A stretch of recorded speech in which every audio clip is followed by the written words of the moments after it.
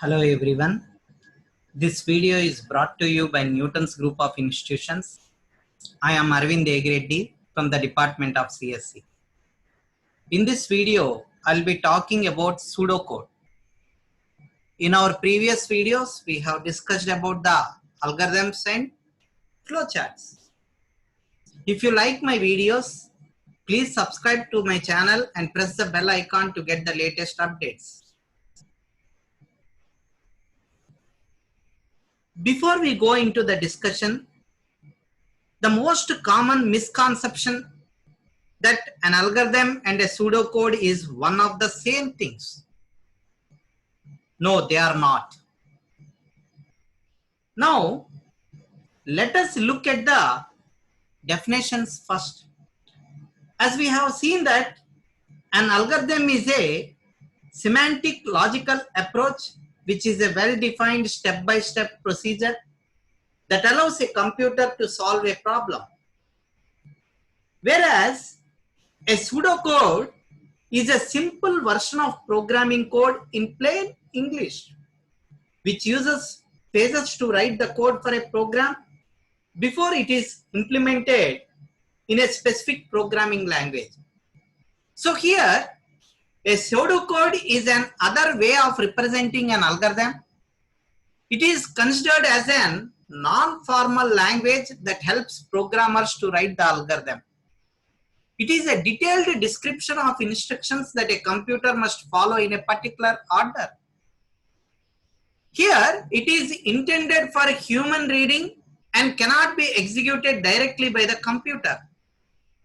No specific standard for writing a pseudocode exists. So the word pseudo means not real. So pseudocode means not real code. So following are some of the frequently used keywords while we write the pseudocode. They are input, compute, print, increment, decrement, if else, while, true or false, read, write, begin, and so on. Now, let us see the benefits of pseudocode. So before writing code in a high-level language, a pseudocode of a program helps in representing the basic functionalities of the intended program. So by writing the code first in the human readable language, the programmer safeguards against leaving out any important step. Besides, for non-programmers, actual programs are difficult to read and understand. But pseudocode helps them to review the steps to confirm that the proposed implementation is going to achieve the desired output. So here, we can say that by using the pseudocode, the flexibility is a great advantage in using the pseudocode. So pseudocodes provides a basic for reviewing the program design among all members of the program development team and its users.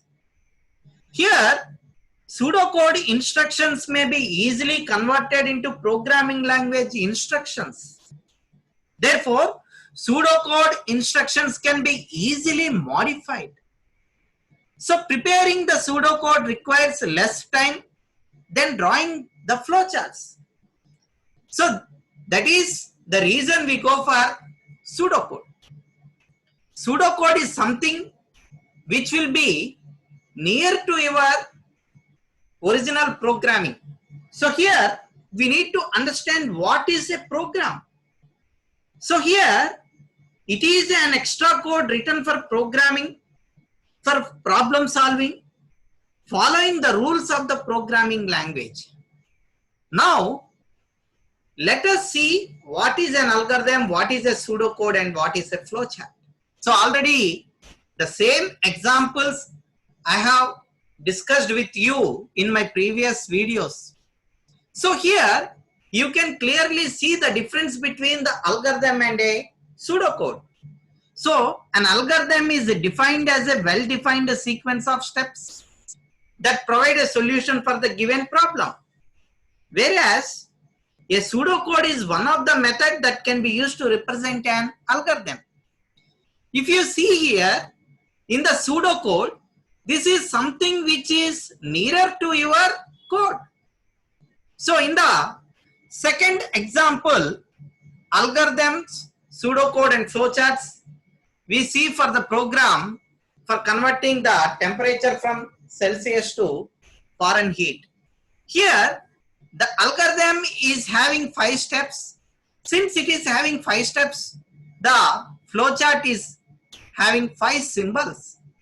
The same thing I have written in the pseudocode, which is something similar and nearer to the original programming code. So, now let us see the third example for writing an algorithm, pseudocode and flowchart to find the greatest of two numbers.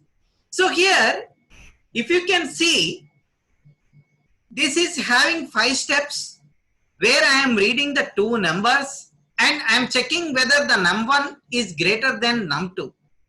If num1 is greater than num2, I am printing num1 is the largest number or the greatest number, else I am printing num2 as the largest number.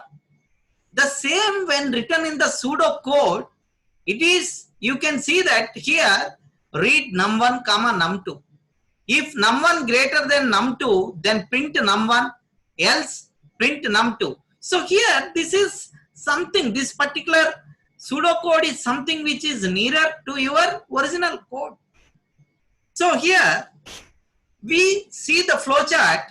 So here, I have used this particular parallelogram symbol because this is the input. So I am taking the input of num1 and num2 and I am checking the condition. So the condition is checked by using the diamond symbol and the output is again printed by using an parallelogram. So if the condition is true, I am going to print num1, and if the condition is false, I will be printing the num2. Thank you. Thank you very much.